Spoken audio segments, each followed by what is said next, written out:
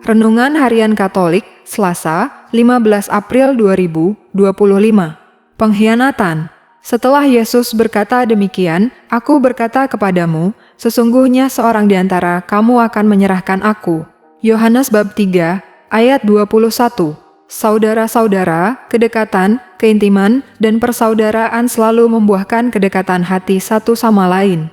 Kedekatan hati membuat saling meneguhkan, saling menguatkan. Jika yang satu jatuh maka yang lain akan membangkitkan. Bertumbuh dan berjalan bersama. Karena itu, pengkhianatan yang dilakukan oleh orang yang dikasihi sangatlah menyakitkan.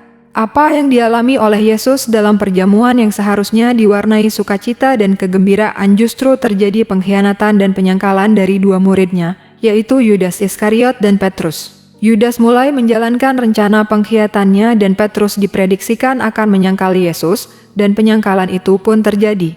Pengenalan Yesus akan murid-muridnya membuat dia tahu siapa yang akan mengkhianati dan siapa yang akan menyangkalnya.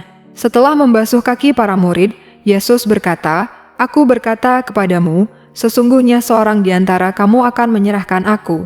Para murid bereaksi atas kata-kata Yesus ini, "Tuhan, siapakah itu?" Walaupun Yesus menanggapi dengan membuka sedikit identitasnya, Dia yang kepadanya aku akan memberikan roti, sesudah aku mencelupkannya, para murid tetap tidak dapat menduga siapa yang dimaksud Yesus. Betapa tidak mudahnya menduga apa yang ada dalam hati dan pikiran orang. Yang berpenampilan baik, belum tentu sungguh-sungguh baik. Sebaliknya pun demikian. Para rasul Yesus pasti saling mengenal, namun ternyata ada sisi-sisi lain yang tidak mereka kenal. Menjadi murid Yesus adalah proses tanpa akhir. Setiap saat orang tetap harus berproses menjadi murid. Kalau ada orang yang telah menerima roti yang dibagikan itu kemudian berkhianat, seperti Yudas Iskariot, rasa sakit dan lukanya jauh lebih mendalam dan menimbulkan duka, termasuk duka Tuhan Yesus. Sahabat yang ia tawari masuk ke dalam persekutuan erat dengannya malah menjadi pengkhianat. Pada hari-hari pekan suci ini, marilah kita lebih banyak hening dalam doa. Kita merenungkan betapa setiap merayakan Ekaristi, kita menerima tawaran Tuhan untuk menjadi lebih dekat dan erat dalam persahabatan dan persekutuan dengan dirinya.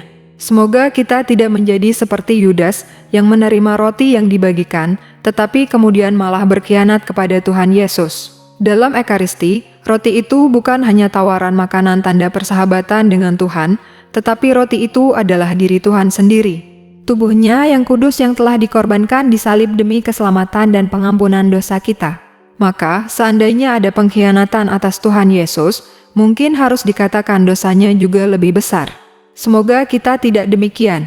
Dalam Ekaristi, ketika kita menerima roti yang telah diberkati dan dipecah-pecah, kita sama saja diundang masuk ke dalam ikatan persekutuan yang erat dengan Tuhan Yesus. Hal ini menjadi makna amat mendalam dan perlu kita renungkan hari-hari ini.